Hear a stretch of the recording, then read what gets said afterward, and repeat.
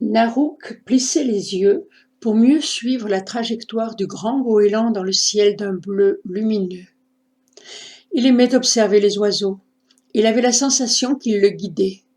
Il se concentrait sur leurs mouvements et l'angoisse que réveillaient toujours ses songes semblait s'estomper. Il voulait oublier ces images violentes qui l'avaient assailli à son réveil et dont il ignorait la signification.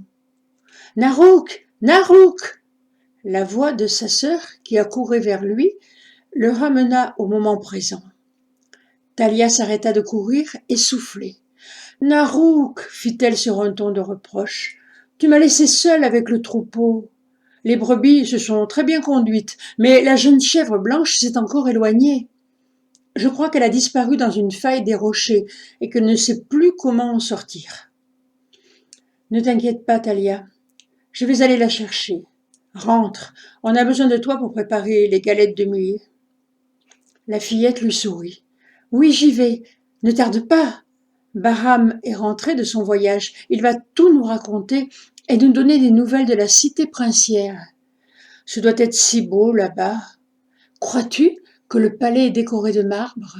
ajouta-t-elle les yeux pétillants de curiosité. « Et que les princes ont une vaisselle d'or ?» Peut-être, souffla Narouk pensivement. À son ton, sa sœur sentit aussitôt qu'il était tourmenté. Elle posa sa main sur son bras et lui dit gentiment : « Tu es triste, Narouk. Pourquoi es-tu inquiet ? » ?»« Juste un mauvais rêve, ce n'est rien. » La fillette connaissait bien son frère.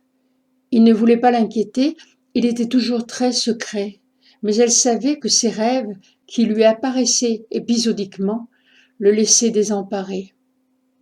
Elle avait souvent tenté d'en savoir plus, mais Narouk semblait hésiter à se confier, comme s'il voulait la protéger, comme s'il avait peur. « Tu n'es pas comme nous, Narouk, lui dit-elle doucement. Ce que tu vois, personne ne le voit. » « Mais non, voyons, ce ne sont que des rêves. » Thalia le dévisagea un instant. C'était un beau garçon, de 2 ans son aîné. Elle l'admirait beaucoup. Il était courageux et loyal, ne se moquait jamais d'elle comme le faisaient les autres garçons du clan. Au fond d'elle, elle savait qu'il était différent des autres et qu'il en souffrait. Dans le vert pâle de ses yeux, elle décelait une lumière qu'elle n'avait jamais croisée chez quiconque.